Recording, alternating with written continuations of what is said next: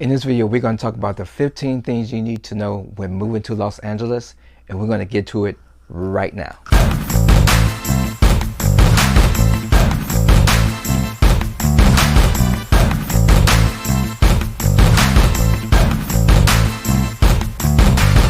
Hi, my name is Robert with Equity Real Estate Los Angeles.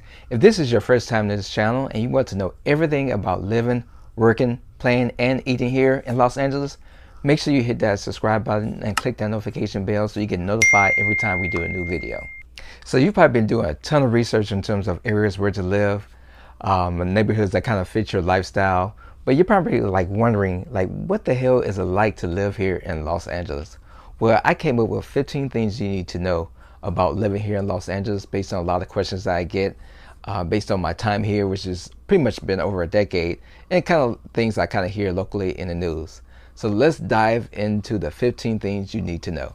So number 15 is you need to visit LA at least once, twice, or several times. LA is such a sprawling and spread out city and has different sub-cities and neighborhoods. So depending upon your lifestyle, one area may be a good fit for you, another area may not.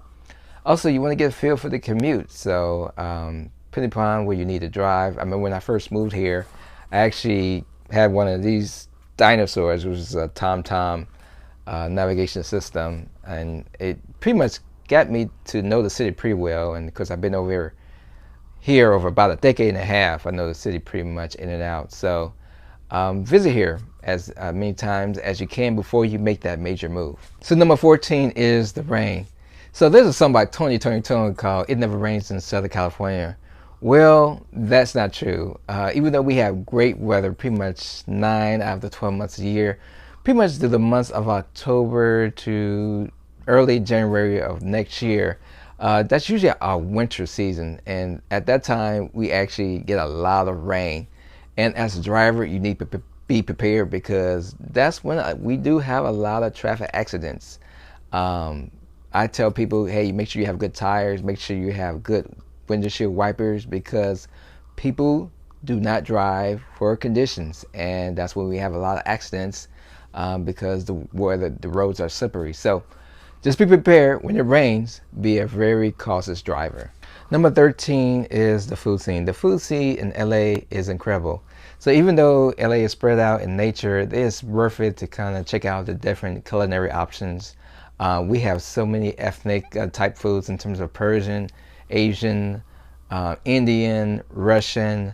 The Asian influence is really big here, especially like Koreatown, Korean barbecue, Chinese, and of course, we have a lot of sushi restaurants here. So if you're a person who likes to eat well and loves like various delicacy options, LA is a great city for that. So number 12 is the wineries. So of course the state of California is known for its wineries. Of course you have the areas of Napa and Sonoma County. But in terms of what's nearby LA, there are several options as well. You have the cities of Malibu, Ojai, and Temecula Valley. Malibu is kind of like a 30-minute drive from the city. They have several wineries out the way. You have the city of Ojai, which is probably like an hour and 15 minutes drive from the city. And also, in terms of the biggest concentration of wineries, you'll find them in Temecula Valley. Now, that's a little bit of a longer drive, about 90 minutes from LA, one way. So if you kind of want to make it a day trip and kind of enjoy some of the wine options and tasting rooms and wine festivals, definitely there are several options throughout the suburbs of Los Angeles. And to that, happy sipping. Number 11, LA has a lot of outdoor adventures such as hiking. I believe the area has around like 83 hiking trails, basically ranging from 1 mile to 11 miles and to the upwards of like 2,700 square feet above sea level. So if you're into like camping, cycling, bike riding, basically there's so many opportunities because we have the San Gabriel Mountains, we have the Santa Monica Mountains, we have the San Bernardino Mountains. I can do a whole nother segment on if you're into skiing. You can go up to places like Big Bear. Just so many opportunities if you're just an outdoor person. Most people kind of think LA is just about beaches and sunshine, but there's a lot of outdoor adventures you can get into. Number 10, pay attention to the parking meters and signs. LA has a number of parking restrictions and regulations depending upon what side of town or which neighborhood that you're in. Like for example, on certain days, certain neighborhoods have like street sweeping. So basically, you're not allowed to park in that neighborhood at certain times because of street sweeping. Or for example, during rush hour, certain major streets have no parking whatsoever from 7 a.m. to 9 a.m. because that's considered rush hour. Now from 9 to 6 you probably can park, but like after 6 p.m. You're required to have a certain permit in that area after 6 p.m., especially in some of the residential areas. So to save yourself some hefty fines and tickets, make sure you read all the signs. I can tell you how many times I've seen people pull up to a certain area of park just because they saw another car there, but because of the parking restriction, they received a ticket or were towed as a result of not reading the signs. Now, one tip I can give you guys, like after 6 p.m., if you park at a loading zone area where there's like a yellow coating on the curb, basically that's free parking from 6 p.m. to 6 a.m. You won't get any ticket, you won't get any fines for that. But just a little tip, just in case you're in an area where it's kind of hard to find parking. So, number 9 is you definitely need a car if you need to get around LA effectively, efficiently, and quickly. Even though we have a certain transportation system, like bus system and a rail system that's currently expanding, if you need to get around LA pretty quickly from point A to point B, you got to have a car.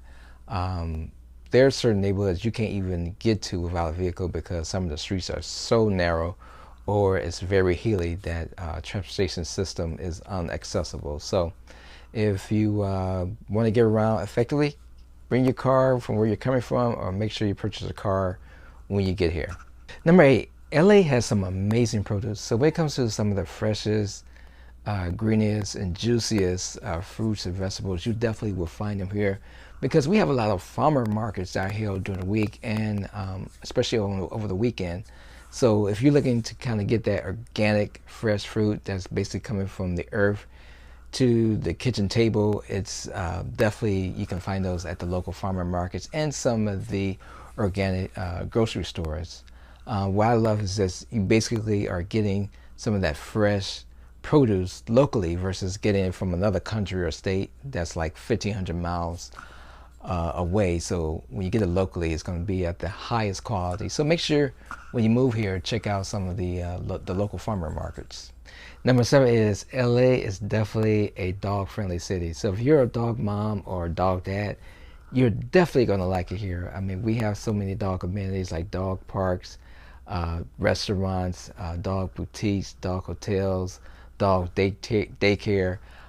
We have mobile grooming where they actually come to your house or residence to groom your dog.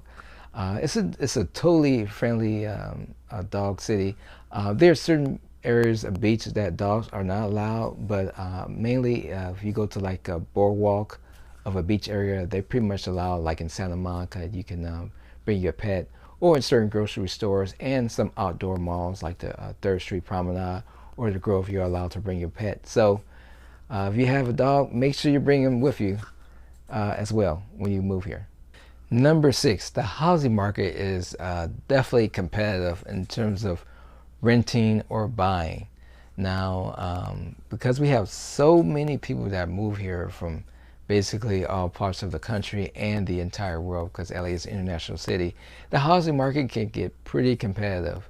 In LA, especially when it comes to buying, you're either bidding over asking price, you're winning, or you're losing out because of the number of offers. But I realized with patience and typically with help of a local expert like myself and my team, typically we're able to land families or individuals in the place of their desire or neighborhood of their choice. So just kind of want to give you an idea just what to be prepared for of the type of housing market that you'll be dealing with when you decide to move here. Number 5, the traffic is real here. I mean, we have about 5 million people that live in the LA city itself. However, that doesn't account for the people in the surrounding counties that travel through in and out of LA. I always tell people when it comes to LA traffic, it is what it is. We have a lot of drivers here. You just have to plan ahead.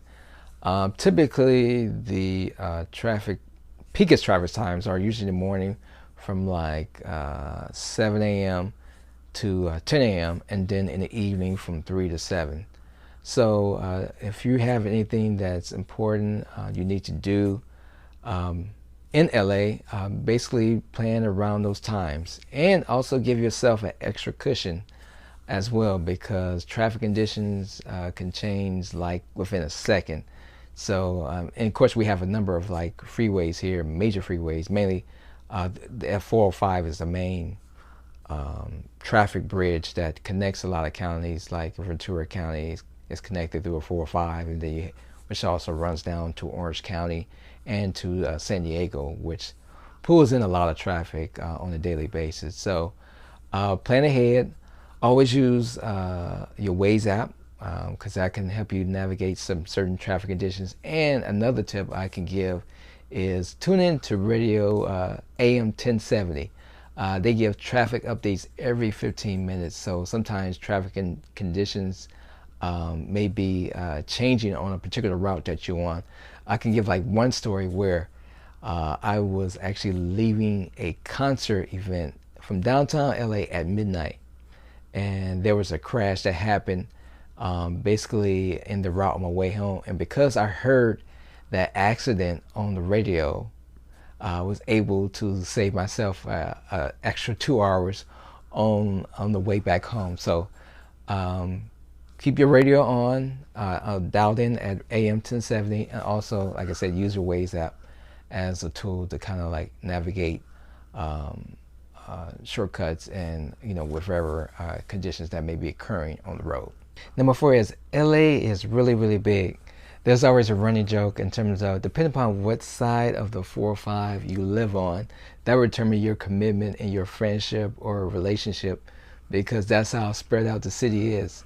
It's a big city, so if you're coming from like the beach and you're trying to travel all the way to like Silver Lake or downtown, it can be quite a commute just with no traffic. So imagine how a city that's like 500 square miles, what it will feel like with traffic, makes it feels like 1,000 square foot miles. So I always tell people, plan accordingly. That's the main thing when it comes to navigating the city.